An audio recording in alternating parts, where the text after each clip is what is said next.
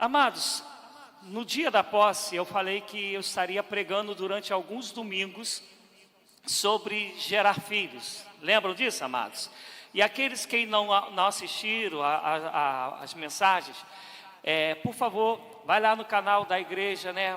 Assista as últimas 2 mensagens, porque elas são sequenciais e ela continuará hoje e continuará ainda no próximo domingo. E no primeiro domingo eu falei sobre gerar filhos biológicos e busquei mostrar que dentro da Bíblia, quando a gente não faz isso, a gente se recusa a fazer isso, a gente está indo contra os planos de Deus, contra os preceitos de Deus, e logo a gente está pecando contra o Senhor. E aí no final da pregação eu dei um gancho para começar a falar sobre filhos da fé. E foi o que eu preguei um pouco no domingo retrasado, porque o passado foi carnaval. Mas quem lembra, eu comecei a falar que a gente só pode reproduzir aquilo que já está no nosso DNA. E aí eu dei um exemplo que a gente vai ver que há filhos que parecem pra caramba com o pai, ou parece pra caramba com a mãe, e às vezes parece tanto com um como com o outro. E eu dei até um exemplo de como a minha esposa e a minha filha, elas conseguem até falar as mesmas coisas ao mesmo tempo, dobrar a perna igualzinha ao mesmo tempo. Isto é, normalmente os nossos filhos, eles vão olhar para nós e vão começar a, entre aspas, copiar aquilo que nós fazemos e aquilo que nós somos. Lembram que eu falei isso, amados? E eu quero continuar ainda nesse raciocínio, porque eu não consigo crer, Rogério, não consigo crer que a gente se torna discípulos de Jesus, ou a gente faz discípulos de Jesus através de revistas ou livros que a gente vê por aí, tantos passos para o discipulado, tantas não sei o que para se tornar um discípulo. Eu não creio nisso. Eu creio que a gente torna-se discípulo de Jesus quando de fato o nosso DNA espiritual, que é o Espírito Santo, começa a fazer com que eu e você nos pareçamos com Jesus. E através do momento que a gente se parece com Jesus, a gente vai gerar filhos na fé que se pareçam com aquilo que eles veem de Jesus em nós. Estão me fazendo entender, amados? Isto é, à medida que eu vou gerar algum discípulo, algum filho da fé, como Paulo fala para Timóteo, e eu li, se vocês lembram, 1 Timóteo capítulo 1, verso 2, como 2 Timóteo capítulo 1, verso 2, Paulo falando a Timóteo o chama de filho, ele está falando de filho da fé. E Paulo chega a falar sobre aquilo que Timóteo aprendeu dele. E aí isto é, Paulo está gerando em Timóteo aquilo que Paulo já havia dito: seja meu imitador como eu sou de Cristo. Então há um grande risco de nós querermos gerar filhos na fé, mas segundo as características que nós temos e não as características de Cristo. E se Cristo de fato ainda não foi formado em nós, nós acabamos gerando filhos que não são filhos de fato de Jesus Cristo, porque nós mesmos ainda não tornamos um ou uma deles. Estão me fazendo entender, gente? Está complicado? Se tiver, eu tento melhorar. Isto é, eu vou reproduzir para um filho, em relação a filho espiritual, filho da fé, aquilo que eu sou. Se de fato eu não me tornei um filho de Cristo ou uma filha de Cristo de verdade, logo a minha reprodução vai ser, me perdoa a expressão, vai ser uma reprodução do Paraguai, né? Não vai ser aquilo que é original, aquilo que é verdadeiro. E o que a gente tem feito muito é reproduzir filhos da religião e não filhos de Cristo. O que a gente quer ver, quantos aqui nos visitam nessa noite? Ninguém? Tem 2 lá onde? Os amados lá, tem 2 lá. Eu falei com eles quando chegaram, vocês são cristãos? São? Então está faltando a gente reproduzir filhos que ainda não sejam e vão passar a ser através da gente. Mas o que a religião faz? A religião ela faz com que a gente se acostume com essas coisas bonitas que acontecem aqui, como as crianças cantando, ainda cantando em libras. Não foi lindo, gente? E a gente gosta desse negócio, não gosta? Eu também gosto. Mas o chamado é muito além disso. É formar Jesus nessas crianças. Mas esse Jesus que vai ser formado nelas, elas vão encontrar na gente. E o Jesus que a gente tem que formar lá fora, os filhos que a gente vai gerar segundo o que a gente é. Raciocina comigo, entenda o que eu vou falar agora. Entenda, por favor. Imagine toda Nova Brasília, a imagem e semelhança de Jesus. Um povo que aprende a amar, um povo que aprendeu a perdoar, um povo que é cheio de graça, de misericórdia, de compaixão, que tem fome e sede de justiça. Imagina a Nova Brasília cheia de gente, tendo um povo aqui que não tem nenhum desejo de puxar tapete de ninguém, ao contrário, quer ser um instrumento para edificar a vida do outro. Imagina a Nova Brasília cheia de gente, cheia de pessoas com caráter de Cristo, que tenham o maior desejo de ver alguém necessitado, ser o primeiro a correr para poder socorrer.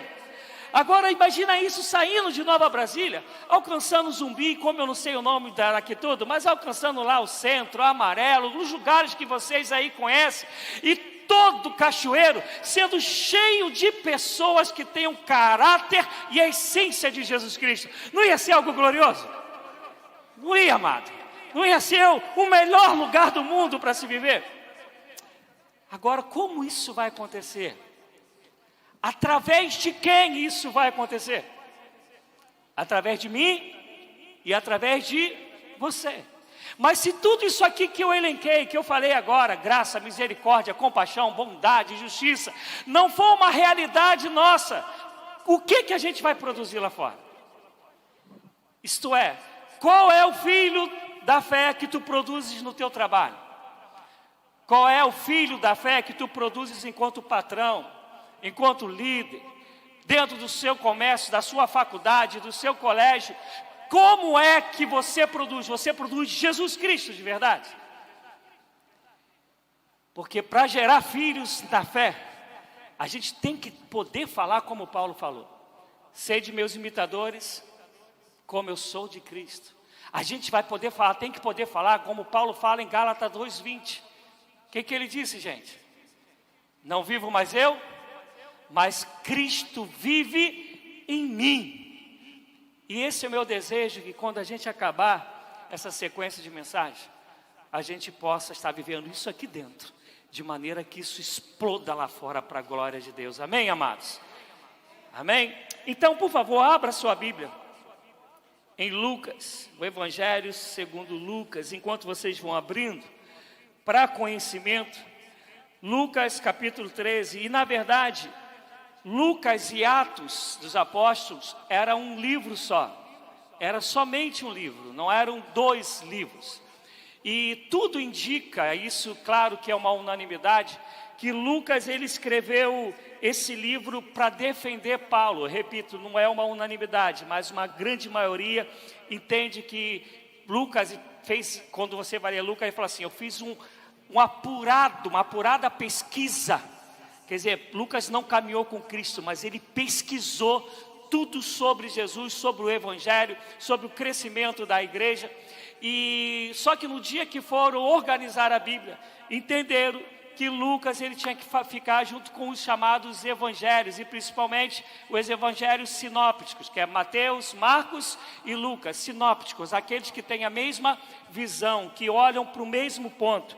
Então ficou Lucas junto com o Evangelho, e Atos dos Apóstolos ficou lá onde a gente conhece, que é depois de João. E aí Lucas 13, no versículo, deixa eu ver se é o que agora me deu um branco, se é o 3 ou 33, somente Lucas 13, 3. A gente vai ler só esse versículo, e aí a gente vai falar um pouco sobre isso. Podemos? Lucas 13, 3. Eu digo que não, mas se não se arrependerem, todos vocês também perecerão. Amado Deus, me conceda graça, misericórdia e compaixão, para que eu possa falar com todo amor e todo tremor a este povo que é o povo teu, o povo por quem Jesus Cristo morreu na cruz. Eu clamo a ti, que o Senhor manifeste, Senhor Deus, a tua sabedoria sobre a tua igreja, a revelação do Espírito Santo. E em nome de Jesus, não permita que aquilo que for a tua palavra, não permita que ela volte vazia. Antes faça aquilo que lhe apraz, em nome de Jesus. Amém. Amados, a Bíblia ela nos ensina que nós somos frutos ou filhos do pecado através de Adão.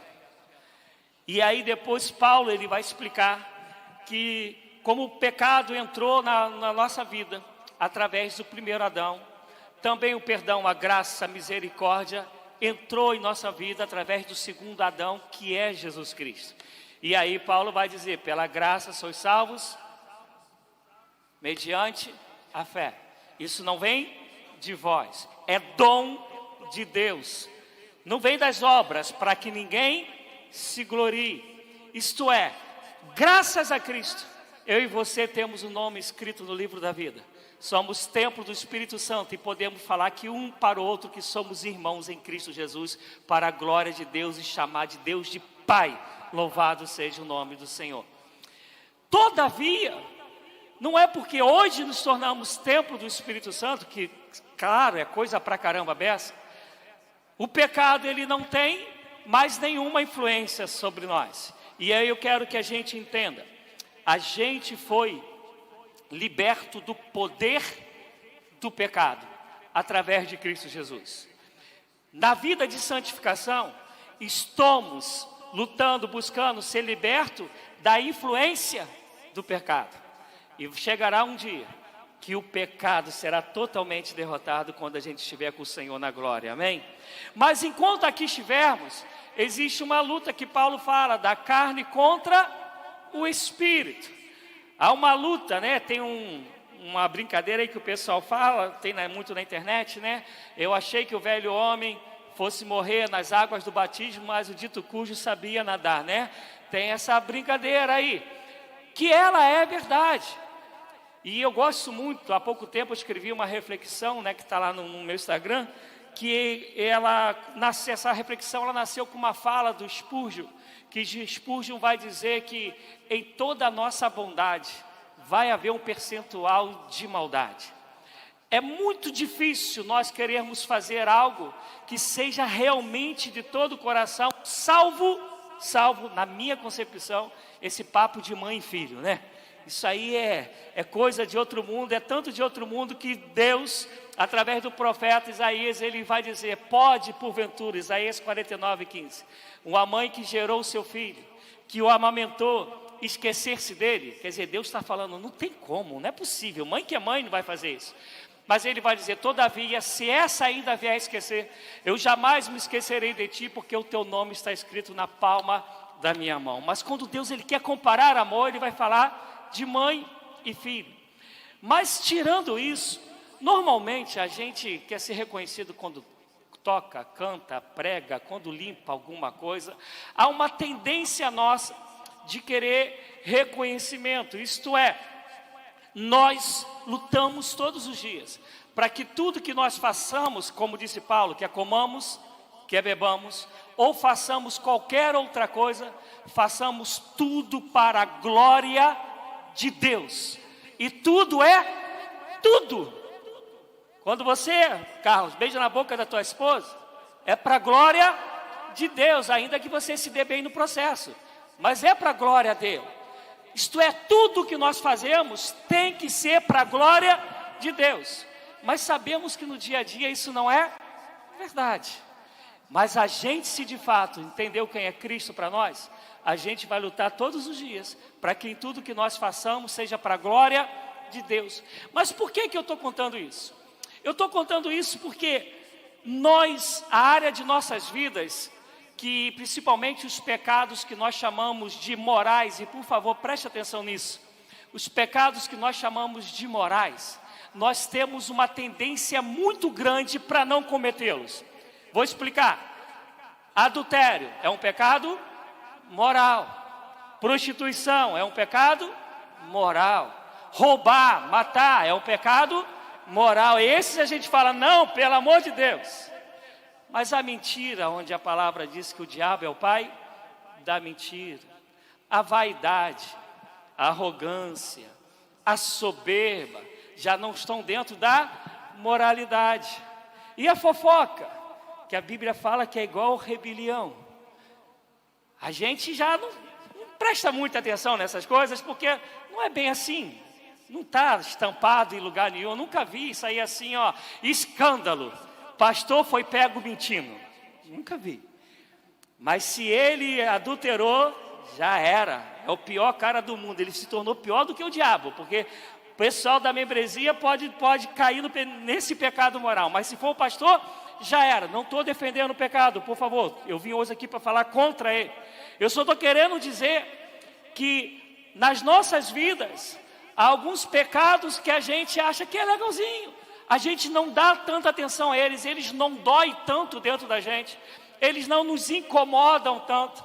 E eu estou aqui falando, eu estou lembrando quando eu dava o estudo lá em São Mateus, tem uma irmã, hoje ela deve estar com seus 97 ou 98 anos, né? Ela estava com 95, irmã Jaci. Estava com 92, então está com seus 95 agora. Irmã Jaci. E não faltava um culto, um estudo, nada. E às vezes quando não tinha carona, ela ia andando. E eu dando estudo, eu fui falar sobre, no estudo falando sobre mentira. Eu falei, e tem gente que gosta de falar da mentirinha branca. E eu comecei a falar que não existe, mentira é mentira e tal. Aí teve um dia, a gente acho que estava no churrasco. E eu falei, olha, a irmã Jaci mandou dizer isso, mas brincando, né? Ela, olha só, pastor, não existe mentirinha branca não, é do diabo, hein? Isto é, ficou cravado nela, graças a Deus. Mas quando a gente vai ler o Evangelho, se você pegar então João, mas eu quero destacar Marcos, começa dizendo sobre João Batista, que veio para preparar o caminho do Senhor. Lembram disso? João, primo de Jesus, 6 meses mais velho do que Jesus, veio preparar o caminho. E a pregação de João é: arrependei-vos, porque é chegado o reino dos céus. Arrependei-vos, é o tempo todo, só pancada. Arrependei-vos, arrependei-vos, arrependei-vos. E aí, a partir do capítulo 2, começa a entrar Jesus na história. Aí quando Jesus entra na história, segundo Marcos, Marcos vai dizer que Jesus começou a pregar o evangelho do arrependimento. A gente de fato, de verdade, se arrepende dos nossos pecados? Ou a gente se arrepende dos morais e a gente não se arrepende daqueles que não estão na relação dos morais? A fofoca gera em nós arrependimento? O dizer que vai fazer algo e não fazer, isto é, não estou falando porque você ficou impossibilitado por motivo de força maior, mas você falou que ia fazer, já sabendo que não ia fazer, mas só para ficar bem na fita. A gente se arrepende disso. A gente se arrepende quando a gente vê na igreja, e eu não sei o número ainda de membresia daqui, mas vou dar um chutômetro aí, uma igreja de 100 membros, onde 20 trabalham, e você está na parte dos 80 que não trabalham, sabendo que Deus te deu dom, talento, te chamou para trabalhar, e você não faz coisa nenhuma. Você se arrepende de não estar exercendo o chamado de Deus na sua vida. Você se arrepende quando você sabe que Deus te dá tudo o que tu tens, teu fôlego de vida, a tua roupa, condições para você trabalhar, o saláriozinho, ou alguém que te banca, e Deus confia em você a obra dele, no lugar onde você está inserido, que é para que através dos dízimos e ofertas, a igreja possa estar de pé, missionários possam ser enviados, pessoas que precisam de um remédio ou algo do gênero, possa ser socorrido, mas você chega, senta, quer desfrutar de tudo, mas não contribui em nada. Você se arrepende disso? A gente se arrepende quando a gente não cumpre que o nosso sim é sim, o nosso não é não, fazendo com que o sim vire não. A gente se arrepende quando nos corredores a gente sai falando mal da pregação do pastor, ou de qualquer outro irmão da igreja, da maneira que cantou, deixou de cantar. A gente se arrepende. Por que eu estou falando de arrependimento, gente? Porque eu vou gerar filhos na fé. Se eu vou gerar filhos segundo eu E dentro de mim o pecado não me dói. O pecado não me entristece, o pecado não me incomoda. O pecado não faz ver que eu estou pecando contra aquele que me criou, que é santo, santo. Se isso não dói em mim, o que eu vou gerar no outro? Eu vou gerar uma cópia minha, de alguém que é hipócrita diante de Deus. Que é alguém que fala, que canta que Jesus é maravilhoso, mas não está nem aí para a graça, nem para o juízo de Deus. Não está nem aí para o sacrifício de Jesus Cristo na cruz. Quem que eu vou gerar? Quem? Mas a religiosidade nos faz achar, porque ninguém está vendo. Esquece que tudo está patente aos olhos de Deus.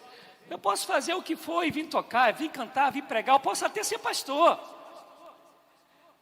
E interessante que a gente olha para o Velho Testamento e tem a noção do Deus do juízo só no Velho Testamento. Por favor, isso aqui não é propaganda não, mas quem puder, ou assista a reflexão que eu fiz ontem, ou então leia Romanos 1, leia estudando Romanos para você ver o juízo de Deus ainda em vida. Mas mesmo assim, tu vai ler Atos 5, o que acontece em Atos 5?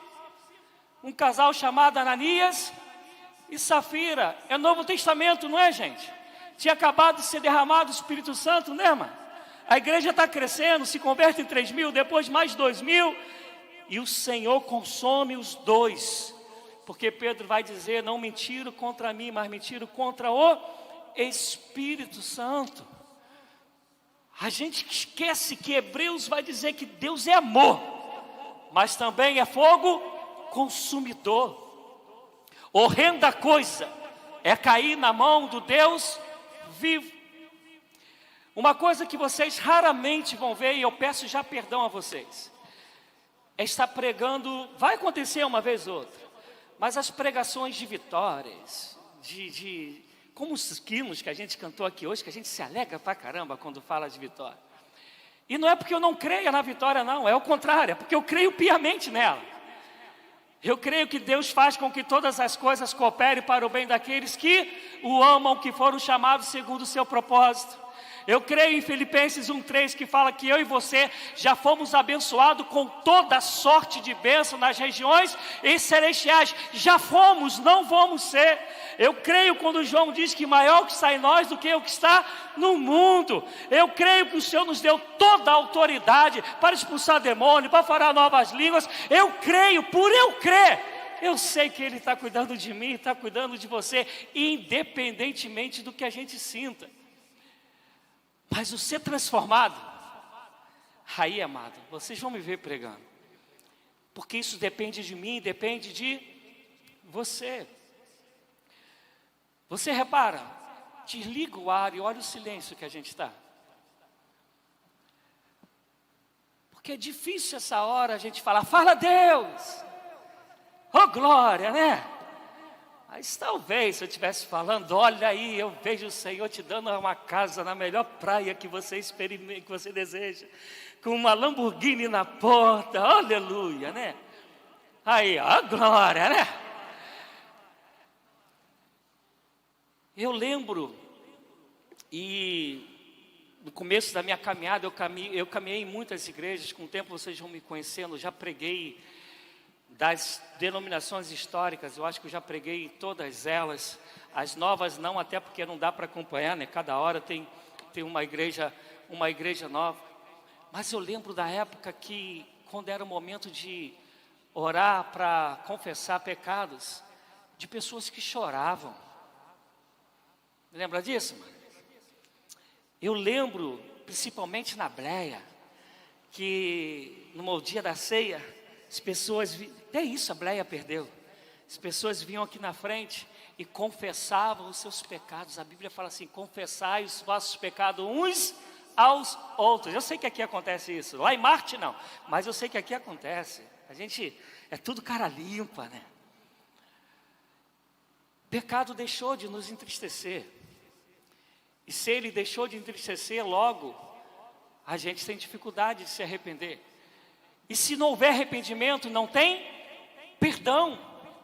Preste atenção, quando a Bíblia está falando aquele que confessa os seus pecados e os deixa, os larga, esse alcançará graça, Tá? Essa confissão está dizendo de alguém que já foi convencido aqui dentro, que sabe que pecou contra aquele que é santo, santo, santo, que é autor e consumador da nossa fé, e por isso confessa dizendo: Senhor, contra ti somente pequei, e fiz aquilo que era mal aos teus olhos. E essa pessoa, ela deseja não mais fazer isso. Não é que ela não vai errar, mas ela vai brigar para não errar. E quando errar, isso vai doer dentro dela.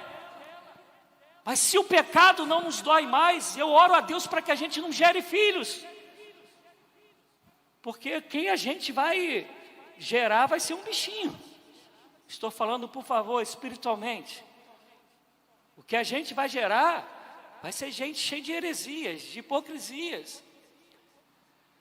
Por isso é muito fácil, amado, nós pegarmos, e vocês não vão me ver, vai ser muito raro, né? Quer dizer, uma parte vocês nunca vão ver, eu falando assim: quem quer aceitar Jesus hoje? Isso é a maior soberba do ser humano. Como alguém vai aceitar a Cristo? É Cristo quem nos aceita, Ele que é Deus, Ele que é Senhor. O filtro é dele, a misericórdia é dele, a graça é dele, o santo é ele. Ele nos convida para deixarmos ele ser o nosso Senhor. Aleluia, gente. Não, pastor, não entendi porque não teve aleluia. Então vou melhorar esse negócio. Nós o amamos porque ele nos amou primeiro. Foi Deus enviando Jesus para ele, Deus, reconciliar consigo o mundo, que somos eu e você. Tudo partiu dele. Ele que veio e podia falar assim: vou acabar com tudo, porque todos pecaram e destituídos estão da minha glória. Mas ele, por graça e misericórdia, falou assim: eu quero abrir não só o meu coração, eu vou abrir meu pulso, eu vou abrir meus pés, eu vou abrir até minha cabeça que vai sangrar, para que aqueles que desejarem, permita que eu seja Senhor da vida dele. Se você olhar a Bíblia, a palavra Senhor, principalmente no Novo Testamento, aparece o tempo todo. Senhor. Paulo, preste atenção, Paulo, quando vai escrever, a não ser quando ele quer defender o apostolado dele, ele fala assim: eu, Paulo, servo do Senhor. Que no original, no grego, está doulos, que doulos significa escravo. E Paulo está dizendo: eu, escravo do Senhor. Você vai pegar Tiago, depois de pegar aí tua Bíblia, no comecinho Tiago está falando igualzinho: eu, Tiago, servo do Senhor. Ele é o Quírios, ele é o Senhor. Mas a gente não entende isso, a gente tem dificuldade de entender isso, de dizer: olha, eu me arrependo e não quero mais pecar contra o meu Senhor, meu Deus, meu Rei, meu Salvador, meu libertador. E sabe aonde a gente esconde tudo isso? Nas atividades da igreja. Pastor, o senhor está dizendo que a atividade da igreja é ruim? Não, acabei de falar aqui que a gente agora vai ter culto da terceira idade, as crianças vão dirigir culto, a gente vai ter consagração no primeiro sábado. Não, o que eu estou dizendo é que Deus conhece, como está escrito no Salmo, os teus pensamentos, as palavras antes de vir à sua boca, Ele já sabe. Deus sabe o lado da cama que você dorme, Deus sabe o sapato que você gosta, Deus sabe se você ronca ou não ronca, Ele te conhece por inteiro. Então onde você estiver, Ele deseja que a tua vida seja uma vida que o tema, que o ame, e por causa disso vive uma vida de santidade. Mas sabe que a gente aprendeu sobre o que é santidade? O jeito que a gente corta o cabelo, a roupa que a gente veste,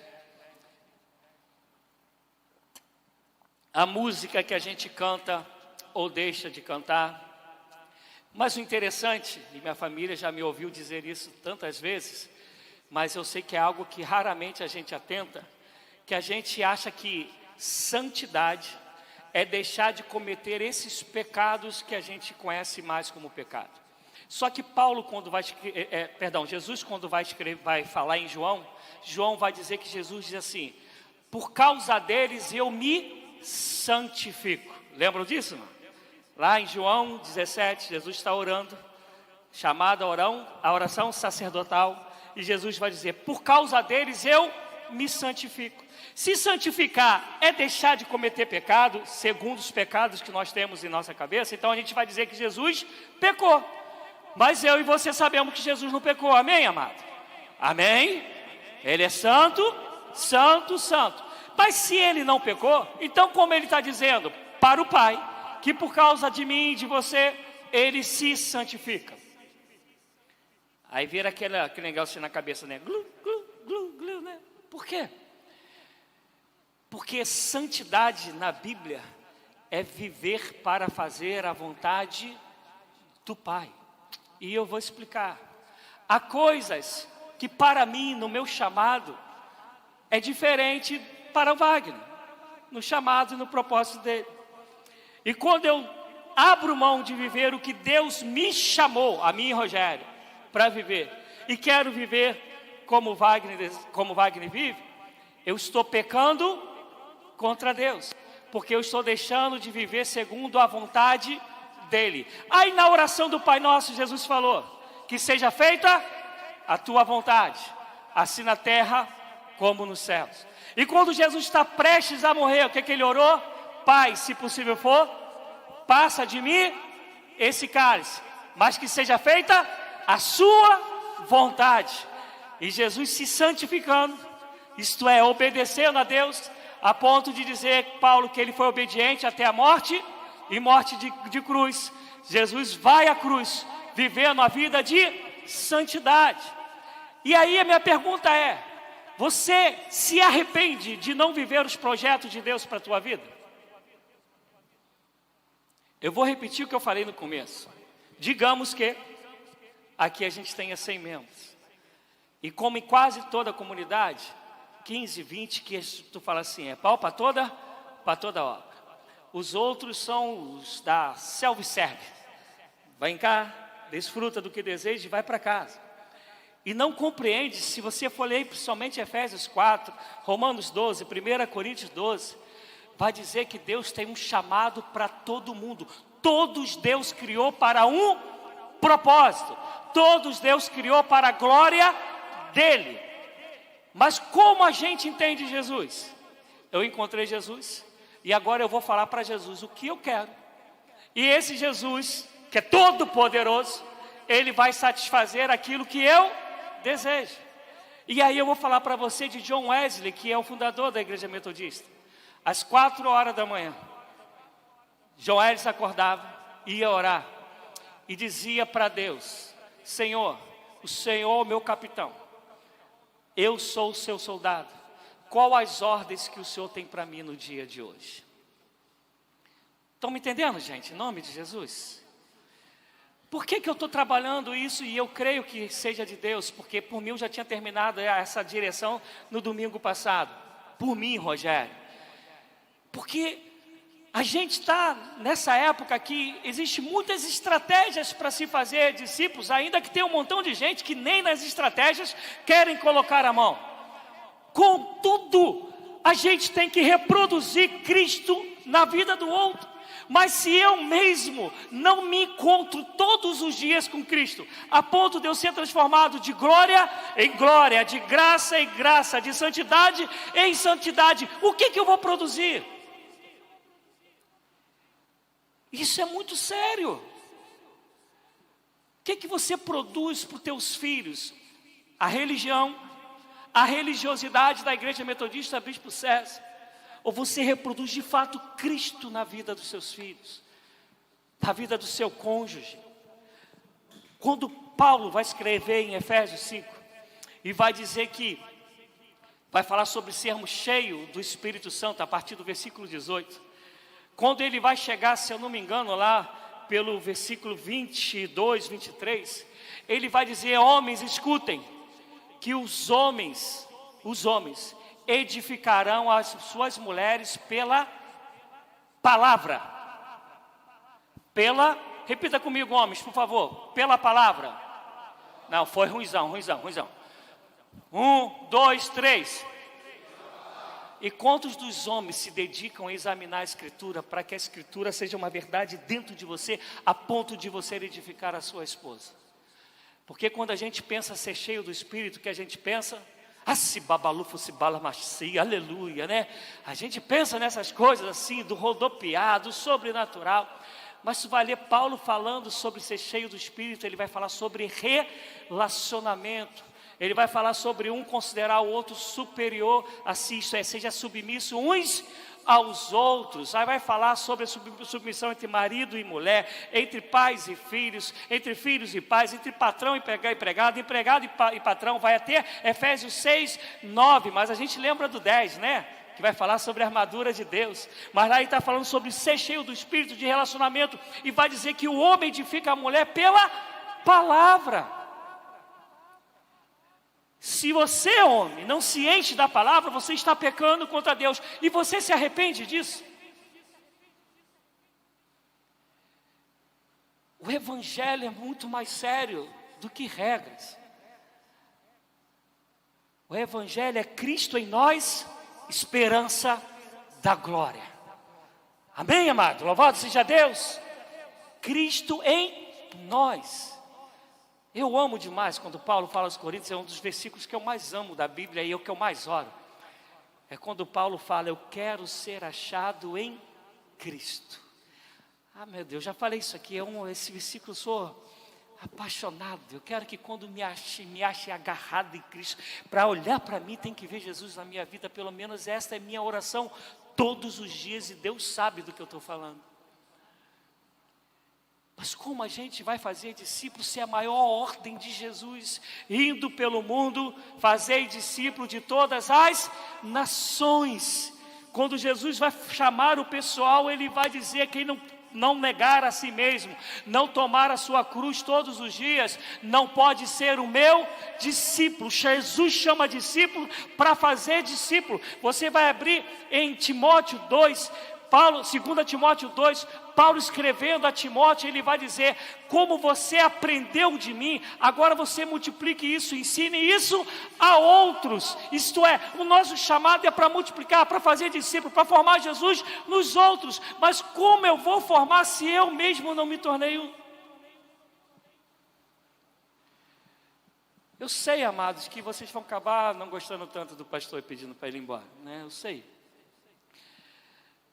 Mas eu entendo que a simplicidade do Evangelho, ela é muito séria. Por que eu vou falar a simplicidade? Jesus não ensinou para a gente nenhum ritual. Me mostre um ritual que Jesus ensina nos 4 Evangelhos. Qualquer um. Tem algum? Pelo contrário, os religiosos ficam com raiva dele, porque ele cura no sábado, porque ele não lava as mãos. Aí Jesus fala: o que contamina não é o que entra, mas é o que sai. É o tempo todo, ele conta histórias. O que Jesus vive para fazer? Para fazer seus discípulos, aqueles que aprenderam a disciplina dele, aqueles que vão se formar, vão ter uma forma igual a dele. E quando isso começa a acontecer, porque o processo é contínuo até que ele venha, mas quando ele acha que já está em condições, ele fala para os discípulos: agora vão e façam discípulos de todas as nações. E ainda assim a gente vê Pedro num grande processo, né? A gente vê que as coisas vão acontecendo e vão acontecer até que ele venha.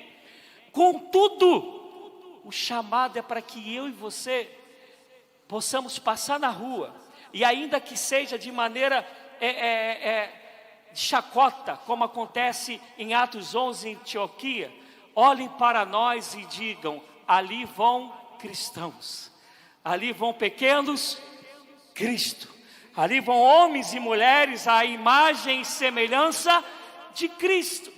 E isso não tem a ver com o teu corte de cabelo, com o batom que você usa, não tem a ver com a marca da tua cueca, não tem.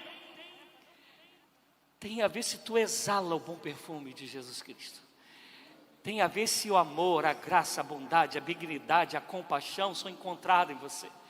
Tem a ver se quando você peca, isso dói na tua alma, a ponto de você dizer: Deus, tenha misericórdia de mim, que eu sou pecador, me purifica, torna a dar-me a alegria da sua salvação, cria em mim um espírito reto para a glória do teu nome. Esse é o chamado. Só que eu sei, amados, que essas não são mensagens que são palatáveis a nós. Essas não são normalmente mensagens que enchem as igrejas. Mas o que eu fico maravilhado com Cristo, e Samuel, escuta essa, e eu vou explicar para vocês. Eu fazia parte de um determinado distrito na primeira região, e lá, e aqui como lá, né, a cada biênio você tem que, os pastores, eles têm que responder um montão de perguntas que vêm da sede regional, né? Quantos que você batizou, quantos que saíram, por que saíram, quantos que você recebeu, essas coisas todas. E normalmente, né, aqueles que batizaram muito, que a igreja encheu, falam com tremenda alegria. E aí eu não quero nem entrar no ponto de como encheu ou como não encheu, não é isso. E eu lembro que nessa reunião com o SD, que é muito amigo meu, até hoje a gente troca figurinha. Eu fiz, e eu gosto de fazer isso quando eu quero falar, em toda reunião, eu fiz igual na escola, né? Levantei meu dedinho e fiquei esperando para o momento de eu falar. E no momento de eu falar, escuta, Vanessa, eu falei assim: se Jesus estivesse aqui hoje e tivesse que preencher esse formulário, ele seria reprovado. E aí todo mundo ficou olhando para a minha cara, assim, sem entender nada. Aí eu falei: Jesus, ele andou 3 anos com 12 homens. 3 anos ele só fez 12. A gente tem que preencher a cada 2 anos. Jesus em 3 anos fez 12. Desses 12, um traiu, um negou e um duvidou. Olha só, percentual caiu 30% nesse trem aí. Mas aí, alguém talvez vendo Jesus preencher ia dizer: Jesus, então você não discipulou, não ensinou direito. E Jesus ia dizer: não, inclusive escreveram sobre mim, dizendo que nunca viram alguém ensinar com tanta autoridade como eu. Então eu dizia: então Jesus, faltou em você poder. Ele: não, morto ressuscitou, leproso foi curado, e só, molinho, andar sobre as águas. E primeiro surfista foi Jesus, andar sobre as águas. Isso foi molinho. Então peraí, Jesus, então você não se dedicou bem a eles? Não, eu dormia e acordava com eles durante 3 anos ininterruptos. E muito provavelmente a religião ia dizer para Jesus: mas ainda assim, eu vou precisar que você faça uma reciclagem, porque não tem como caminhar 3 anos e só ter 12 que viram, na verdade 9, depois virar 11 para virar 12, não dá. E aí todo mundo ficou olhando para a minha cara, ninguém falou nada. Mas graças a esses que ficaram, que existe a igreja metodista, Bispo César, e a gente aqui está hoje falando sobre santidade e arrependimento para a glória do nome de Jesus. Porque o chamado é para fazer discípulos. Discípulos. Discípulo tem que começar com arrependimento. Não pode chamar pecado de meu amigo. Não pode ter pecadinho de estimação. Aquele pecado que tu fala para Jesus: Jesus, só pode entrar na minha casa toda, mas tem um quartinho ali nos fundos, o quartinho da bagunça, não vai ali não dá. Ele tem que entrar na tua casa e organizar tudo. Ele tem que entrar e colocar tudo do jeito dele, remover tudo aquilo que não agrada. E à medida que tu vai permitindo que Jesus entre, à medida que tu deixa ao entrar, a luz dele vai brilhando e tudo quanto é sujeira vai sendo revelado, e ele vai jogando por terra para a glória do nome dele, porque ele é santo, santo, santo, e sem santificação ninguém verá a Deus. Entenda isso, por favor. Se tu não tiveres uma vida que te leves a te arrependeres dos teus pecados, no máximo tu encontrastes uma religião e não encontrastes o Deus que é Senhor e que é santo e que é soberano. E eu termino falando de João 3, que todos nós conhecemos. Um homem chamado Nicodemos vai encontrar Jesus Cristo à noite, e tem muitas variantes sobre por que ele foi à noite, eu não quero entrar nesse quesito. Mas quando ele vai encontrar Jesus, quem está indo ali era um mestre da lei. Era um homem que tinha uma posição política, social, e tinha uma grande posição religiosa. Nos dias de hoje a gente poderia dizer que Nicodemos era o cara. Mas quando ele vai conversar com Cristo, Cristo vira para ele e fala: Nicodemos, é necessário nascer de novo. Ele está falando isso para alguém que era mestre da lei, que se sentava no sinédrio, que era onde passavam todos os, não mistérios, mas todas as questões espirituais, religiosas, tinha que passar por esse povo para invocar como que Roma conduziria o povo dentro da fé cristã, da fé judaica, na verdade. E aí Nicodemos é esse cara. E Jesus vira para ele e fala: olha, zera tudo o que tu sabes até agora. Porque nascer de novo é se tornar um bebê. E bebê logo não sabe nada. Então Jesus está falando: zera.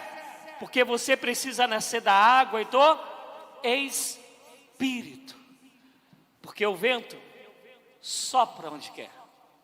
Ouve-se a sua voz, mas não sabe de onde vem, nem para onde vai. Assim é todo aquele que é nascido do Espírito. Nascido do Espírito. E o Espírito é Deus em nós, habitando em nós, para nos revelar qual é a boa, agradável e perfeita vontade de Deus, para nos convencer do pecado, do juízo, da justiça ou da justiça e do juízo. Então meu desejo, amados, é que nós nos tornemos discípulos de Jesus, que nós venhamos decidir, de fato, seguir os passos do Mestre. E isso, para acontecer, tem que haver em nós arrependimento. Aqui a gente falou pelo menos umas 2 ou 3 vezes. Eu não sei como você entrou aqui, eu não sei mesmo. Mas não é sobre isso que eu quero dizer. Eu quero te dizer é que eu não sei qual o pecado que você ainda tem como estimação.